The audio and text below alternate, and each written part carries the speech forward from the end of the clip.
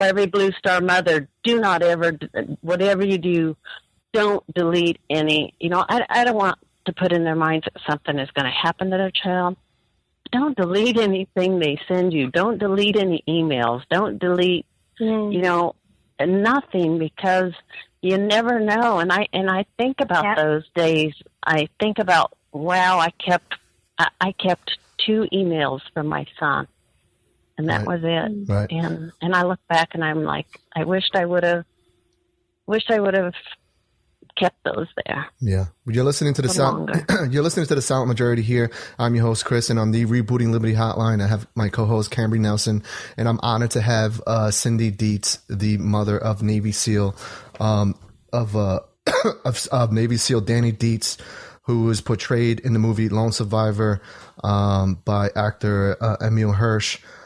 Before we get into the movie and stuff, I want to touch on something about the movie, but I want to pick up this call. They've been waiting for a while here. I want to pick up my buddy who's actually he's been a co-host with me in the past.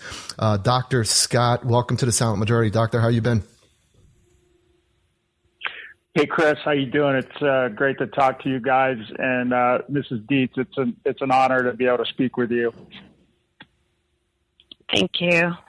It's an honor to be on the show.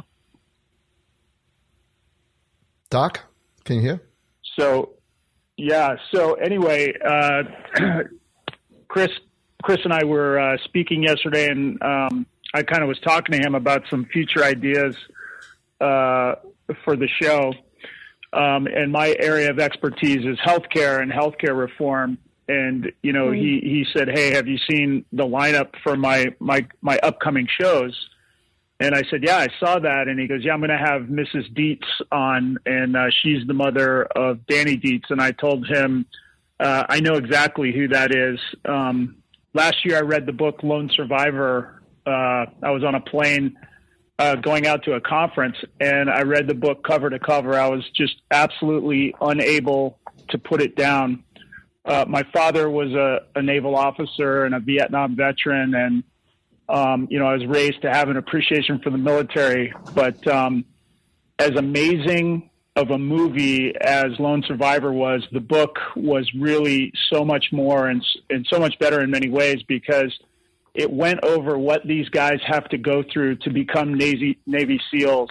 And, my whole life I thought about being a Navy SEAL myself. My father actually, back in the day when it was called UDT, dropped out. He said he couldn't handle the things under the water. And I always thought to myself, had I chosen that path, that I could have done it. And after I read the book Lone Survivor, I've kind of thought to myself, maybe I couldn't have been that person. And these guys that go into the BUDS training, I mean, they're the captains of their football teams. They're the valedictorians. They're all the top people. And they fail, 80%. These classes, when they get down, you're left with 10% at times.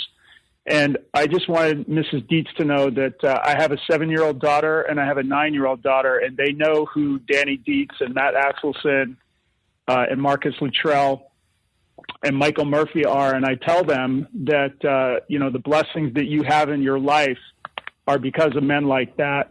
And I thought I really wanted to take the opportunity to be able to call you and tell you that. I can't imagine what it must feel like to lose a child, but I think it's important that you know that there are a lot of people out here that appreciate so much what those guys did, and that the way they conducted themselves has made a huge impact on this nation. That is pretty deep. Cindy? Well, thank you so much. I thank you so much. Without the community, without the world that has reached out to our family, we wouldn't be where we are today.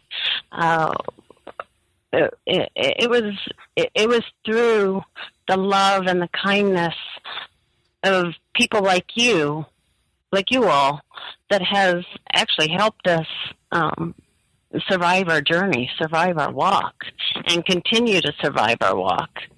And Yeah, I also owe thank you to you all. Yeah, the doctor, Dr. Scott brings up a great point. He said how, he can't imagine going through buds and getting through it. And just like Marcus Luttrell, who was a lone survivor, your son wanted to be a Navy SEAL from a very young age. Am I correct? At the age of 9? Correct. Yeah. Before that, he, it's kind of a funny story, but before that, we raised our kids. Both Dan and I are black belts in the martial arts. And so we trained our kids up in the martial arts. And so he always ran around wanting to be a ninja. Mm-hmm. And once he got older and realized, and it was actually more like the age of 13, 14, is when he realized a ninja wasn't actually a profession and started seeking out the different branches of the military.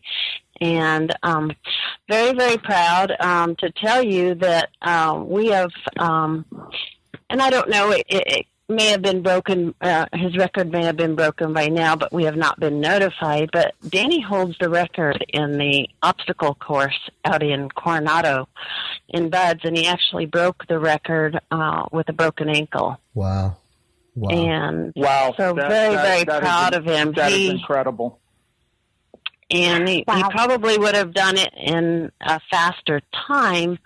And a friend of Danny's who was there, one of the instructors stopped him. They wanted to know how he was getting over the wall. Well, he was sticking he was going finger to finger, 2 fingers, and climbing over the wall with a broken ankle. And of course, they rolled him. He got rolled back to class 232. He graduated Bud's class 232. Wow, that is absolutely on his 21st birthday. That is absolutely incredible. Wow. You're listening to the Silent Majority here. I'm your host, Chris, and on the Rebooting Liberty Hotline, I have Cindy Dietz. She is the mother of Navy SEAL Danny Dietz, who was portrayed in The Lone Survivor.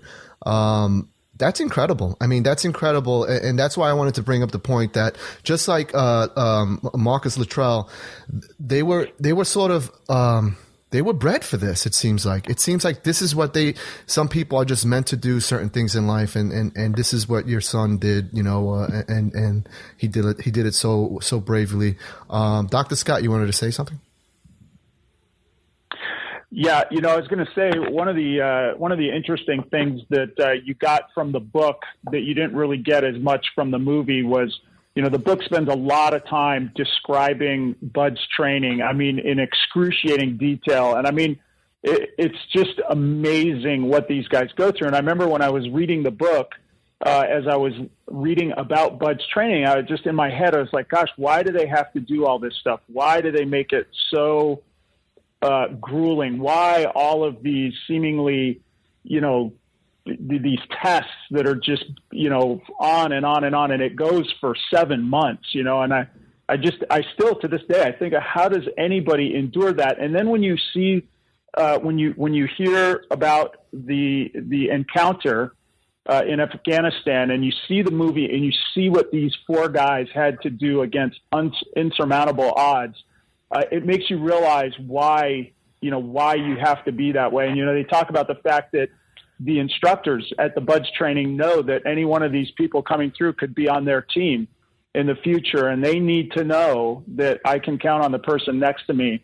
And, it's not any surprise to me that the SEAL community is tight, because the families and the members of these SEAL teams are truly special people. And, we honor them. And there's another movie that came out that was called Murph the Protector, that was sort of a documentary on Michael Murphy's life. Mm-hmm. And they interviewed people that knew him in high school.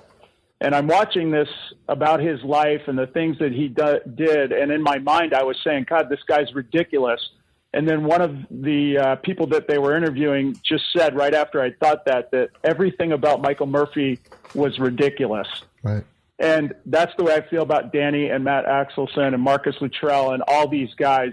They have something that is so special in them that it's ridiculous. Right. It's just amazing to think that that these people are out there, and I'm so thankful for their service. Yeah. Well, like I mentioned, the guys are definitely born. Yeah, they're born, definitely born. That's why I mentioned that. No doubt about it. Yeah. So, I basically this show was built around the celebration of Bobby Henline's, ninth year of life, because tomorrow will be his 9th year of life. That was on the 7th of 2007. He was hit by a roadside bomb in Iraq. But again, I wanted this to be a celebration of all the lives that we've lost, and those that are still here with us, but with severe injuries, both external and internal. So I want to ask Cindy Dietz, how did you meet Bobby, and tell us about your relationship with Bobby Henline? I met Bobby through a mutual friend out in Colorado. They invited us to come to one of his shows, and but Bobby wanted to meet the family. He wanted to meet me before he actually did the show, and Bobby came to our home, and I was just so amazed at the personality Bobby carried about him. Obviously his wounds are very, very visible. Very, very visible. And severe, yeah. So when I met him, I was taken back. I was very, very impressed. And when I meet these young men and women, through the loss of my son, I've gained so many, and I instantly bonded with Bobby, and instantly, he was my extended son, and I was just so proud of him. I'm so proud of how he's chosen to live his life, much like ours. He's here with us physically, but much like the pain I feel, he has a pain that he deals with every minute of every day of his life. Mm-hmm. And so I think that was our instant bond. Well, tomorrow is gonna mark the 9th year of life for Bobby Henline. But I wanted to have you on because, you're a courageous person. Your family. I want to thank you and your family for your sacrifice. And I want to go, Cam. Before we close out the show, do you want to ask Cindy Dietz something? Yeah. How can we support us? And I have to correct you. I'm really, really sorry, but I have remarried, and my name is Cindy Dietz-Marsh now. Okay, I'm sorry. No big deal, but just so my husband doesn't feel so bad. Oh, okay, I'm sorry, Cindy. No, I get that because I have a married name too, but I just had to say, Cindy, you're not only your son is a hero, you're a hero as well. And I'm grateful that his voice lives in you and through you. And so how can we support what you guys are doing? And it's just like I asked, earlier in the show, what can we do for you guys right now? We do have a foundation out there.